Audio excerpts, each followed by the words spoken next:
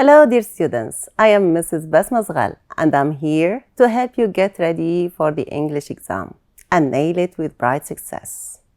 In this video, we will focus on the writing part of the test. Let's listen to some frequent questions that students have about writing. How do I make my sentences interesting? What steps can I take before I start writing an essay? Do I fix and make my writing better once I've written a first draft? How do I make sure that my writing makes sense and flows nicely? To explain my ideas better and make my writings more detailed. How can I avoid making mistakes in my writing? Why is it important to have a clear and strong main point in my writing? Can you explain when to use commas, semicolons, apostrophes, and full stops? How can I stop my sentences from becoming too long or not making sense? Okay, let's try to answer some of these questions. I will share with you some tips and tricks to deal with the following topic. The health club in your school is organizing an anti-smoking campaign. On this occasion, you decide to give a speech to your schoolmates to sensitize them to the bad effects of smoking and the possible ways to stop it. Write a 10-line text for your speech. Please be careful. In the national exam, you mustn't write your real name or the name of your school. Now, let's answer one of the questions of your friends that we listened to. The steps to be followed before starting writing. First, you must read the topic carefully. Read it many times to understand it well. Second, underline the keywords. They will help you identify the gaps. This means that you will determine the genre, the audience, the purpose, and the style. Finally, make a plan for your writing. We will talk about this in a few minutes, but now let's identify the gaps. In this topic, you are supposed to write a speech, that's the genre, to your schoolmates. These are going to be your audience. To sensitize them to the bad effects of smoking and the possible ways to stop it. We have two purposes here.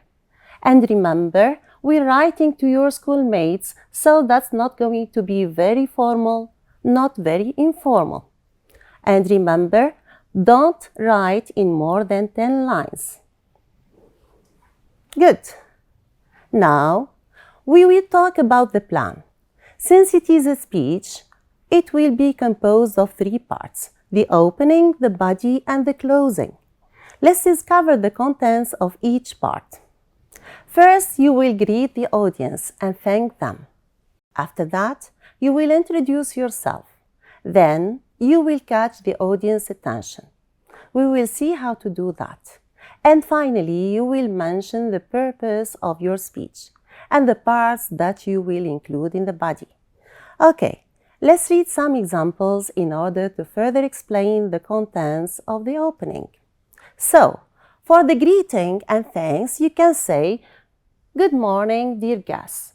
I'm very pleased to welcome you to this," and you mention the event. "Thank you for giving me this opportunity or chance to talk to you today. Please allow me to introduce myself and my name, and I am," and you mention your job or position. For example, as a member of the club, etc.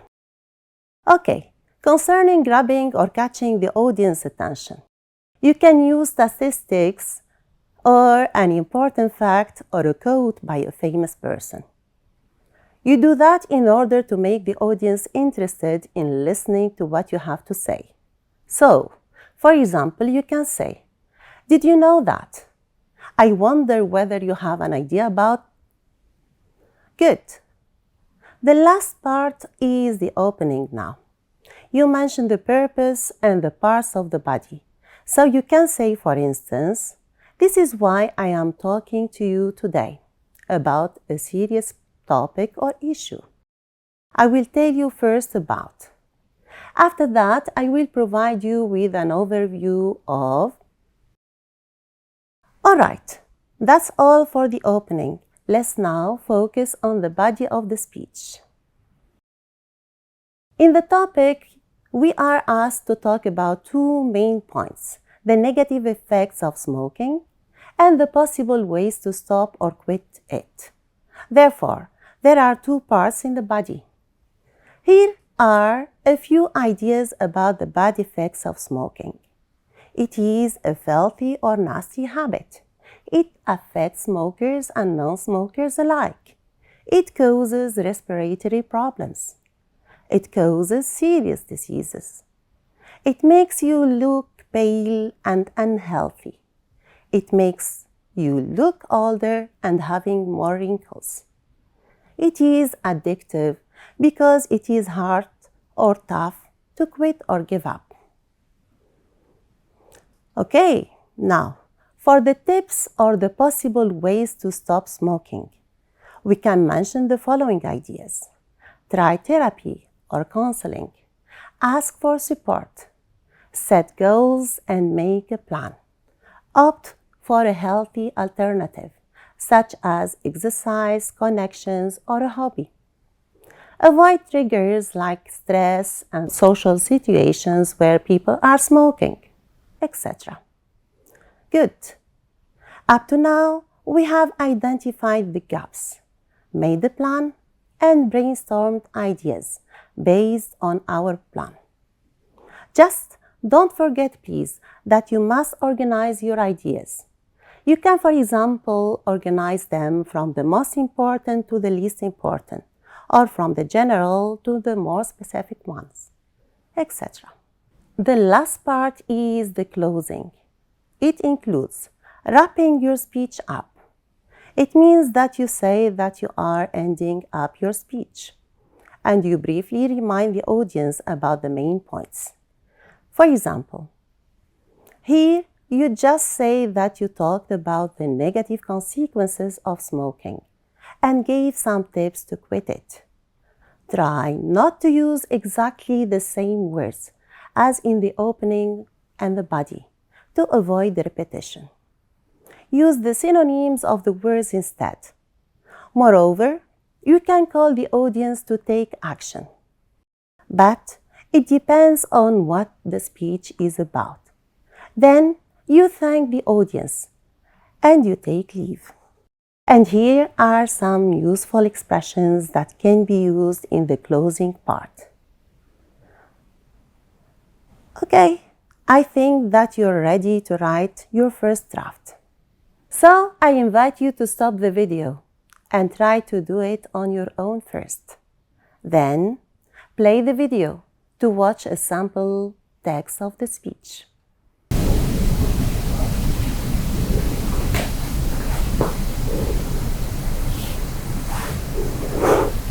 Okay, we're back.